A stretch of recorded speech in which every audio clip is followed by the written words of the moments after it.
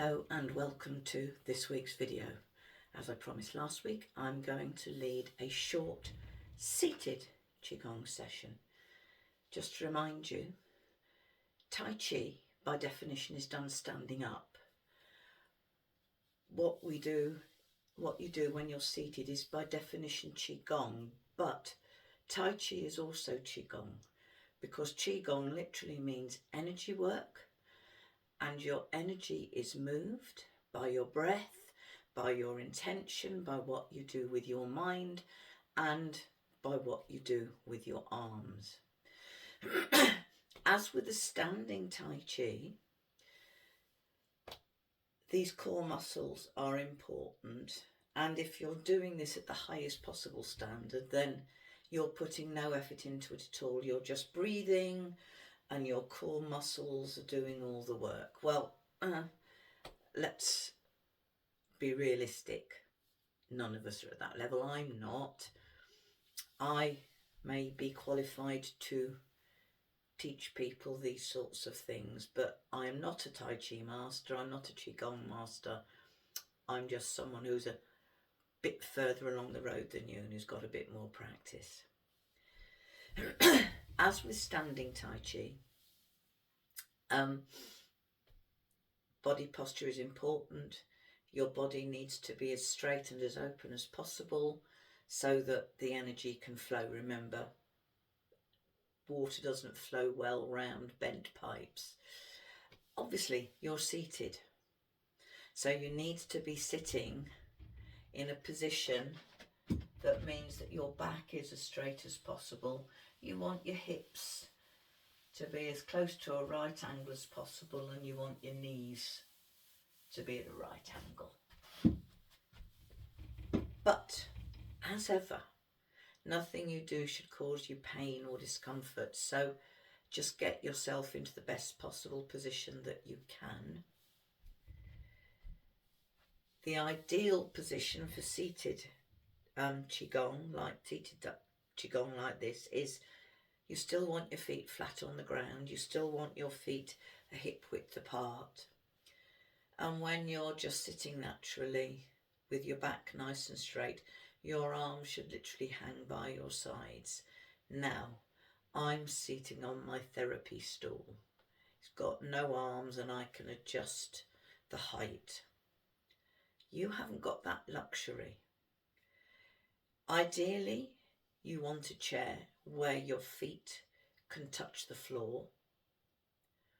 If you can't quite do that, then maybe put some cushions or foam pads on the floor so that your feet can be touching something, so that your knees are in the best possible position. Ideally, you want a chair without arms, or if they've got arms, low arms, so that it's not going to interfere with any movement that you make of your arms. But remember, and I know in saying this, I'm going to be talking to an audience of people, some of whom have no choice. They're in a wheelchair. They may have a disability that limits what movements they can make. It's about doing what works for you. If you can breathe, you can do it. And what you do with your mind is just as important as anything that you do with your arms or your breath or your body. So what I'm going to do today is talk you through this set in an ideal way so that you know what you should be aiming for. But if you know you can't do that, just imagine that you are doing each move, making each move in the ideal way. So we'll start as we start all qigong sessions. Just take a deep breath, breathe out and relax, and just take a moment to settle into your posture. And as you do, take a moment to remind yourself that you're doing this for yourself. So take a moment to give yourself a mental pat on the back for wanting to do something which you know is beneficial for you.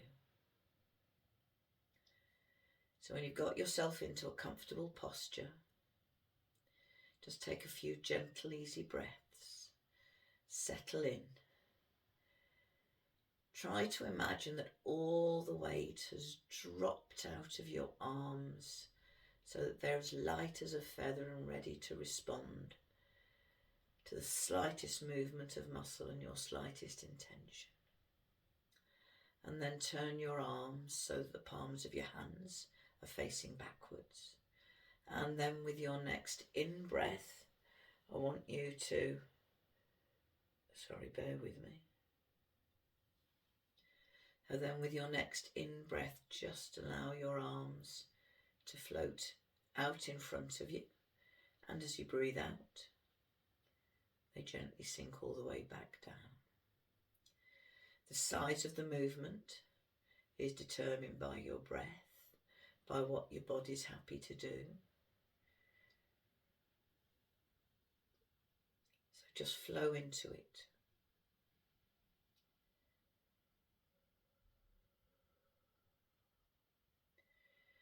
Breathing in, allowing your arms to float out in front of you. And on the out breath, just let them fall down. Don't move your arms further than they want to go.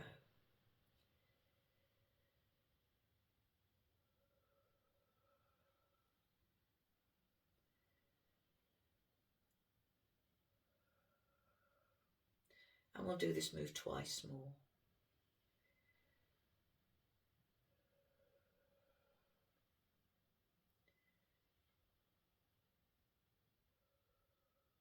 And at the bottom, just let your hands float down. And at the bottom, just relax and let go. Now the second move starts the same, with your hands floating up in front of you, but this time, still on the in-breath, turn your palms inwards and let your arms spread apart. And then as you breathe out, your chest and lungs relax and your hands naturally float back into the centre and back down. Now there's a nice image I use with this one, which is as you breathe in, imagine you're spreading your arms to welcome in good and positive feelings. And as you breathe out, imagine you're releasing stress and tension like a grey smoke. Only move your arms as far apart as is comfortable for you. Let your breath drive everything that you do.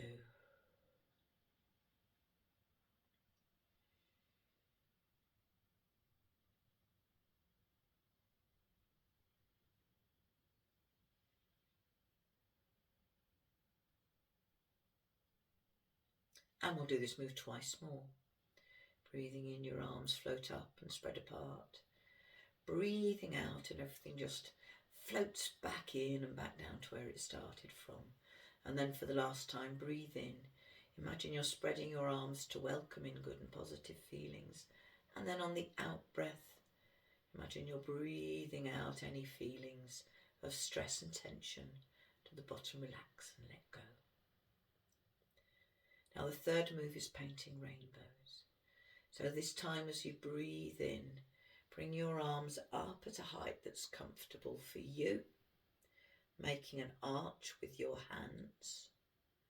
If you can get your arms up there, fine. If you're down here with me, because that's all your shoulders want to do, that's fine. So once you've got your arch settled, take a breath in. And then as you breathe out, to do things at the same time. Your right arm uncurls and your right heel raises off the floor. Keep the toe in contact. And then as you breathe in,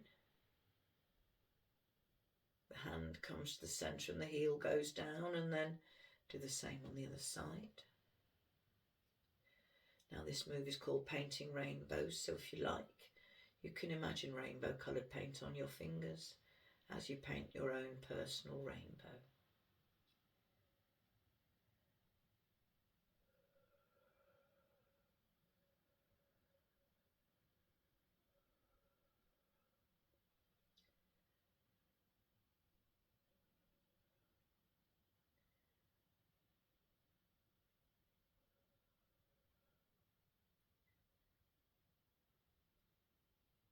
We'll do one more move on each side.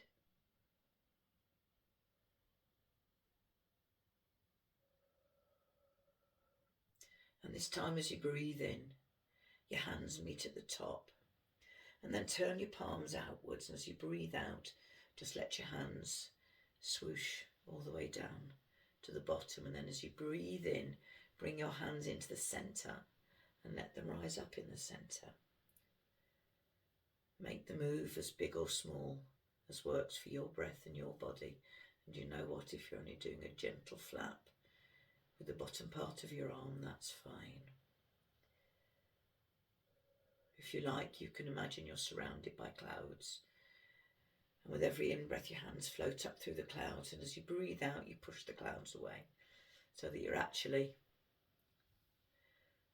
clearing the way so you can see your rainbow again.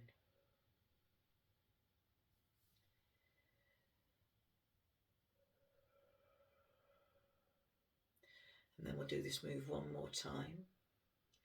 Breathe out, you've pushed away the last of the clouds. The rainbow is above your head.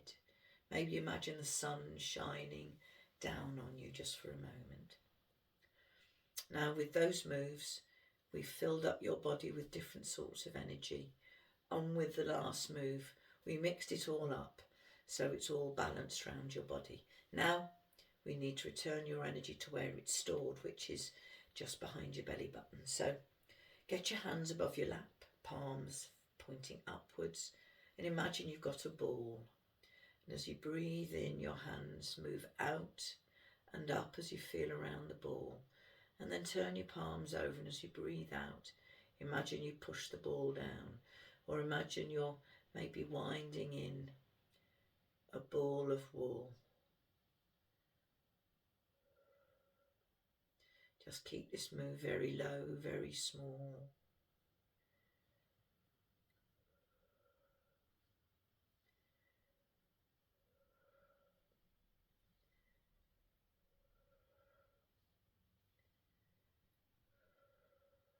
Do this move twice more.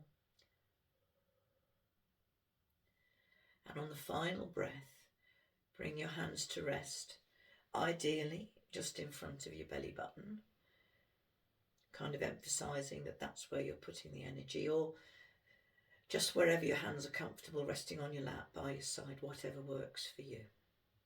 And I want you to take 3 or 4 gentle, easy breaths. And as you do, I'd like you to get a sense of everything settling down and settling back to where it should be.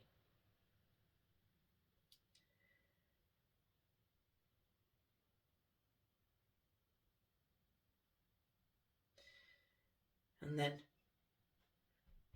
just bring your feet together, let your hands float down, and we'll just do a martial arts bow out. Left hand across the body, palm up, right hand palm down. And bow, leaning forward from the hips. And that's it. As with the standing set I led last week, this is the same moves, just adapted if you need to sit down. And there can be numbers of reasons why you need to sit down. It could be that you've got, literally need a wheelchair, or it could be you've got a bit of fatigue, or you've got something like arthritis, which limits how long you can stand for. It doesn't matter. You get maximum benefits by standing up, because there is benefit to be had from letting your legs and feet do what they're meant to do and carry the weight of your body. But as with everything I teach, doing something is better than doing nothing. And if you've looked at this set and thought, I think I could do this, you don't need to spend a long time on it every day. You don't have to get it perfect. Just do what works for you. I've talked you through what you're aiming for, and in the next video I will talk a little more about the importance of the core muscles and everything, which applies whether you're seated or standing. And in the next video, I'll also talk about hands. I've been moving my hands. You might have noticed that, you know, your hands slightly change position in relation to your arms if you just, you know, did the move quite naturally. That's an important part, and for that doesn't matter if you're seated or standing, because you can always flap your hands as long as you flap them in the right way. So I would encourage you to do something every day. While I love having people coming into a once a week class, and remember, I run an online class every Thursday at 11 o'clock. If you'd like details about that, message me in the comments below this video and I'll send you the details. The real benefit, even if you attend a weekly class, comes from what you incorporate into your daily practice. Because when you do something every day and you practice it every day, you are practicing being kind to your body. You're also practicing being kind to your mind, because as you do this, you naturally need to be mindful and focusing on what you're doing right here, right now. So even a short 5-minute practice of this is good for your body, and it forces you to focus your mind on what's going on now, rather than worrying about what might happen at work later, or, you know, how badly that meeting's going to go, or you know, suddenly thinking, oh, I've forgotten to add that to the shopping list. Just as with mindfulness practice, and if you've been in any mindfulness practice with me, you will know I often say, if you become distracted, that's when you're being mindful. Well done you, and just bring your attention back. And so next week, as well as doing a little bit more talking about the theory, I will lead you in a mindfulness meditation. Thank you for watching. Thank you for wanting to do things to help yourself. Remember that you matter. And I always end my videos with the word namaste. And in case you haven't been in my videos before, what does namaste mean? Well, namaste is a Sanskrit word, I believe, and it means I honour the divine within you, which means it doesn't matter who you are, where you are, what age you are, what your sexual orientation is, what your colour is, what your religion is, what your race is, what your politics are, what your physical ability is. I am acknowledging that you have a divine spark within you, and I acknowledge that, and that is something that gives us common ground, regardless of any differences we may have. Hope you found this helpful. I will be doing another video next week. In the meantime, take care of yourself. Namaste.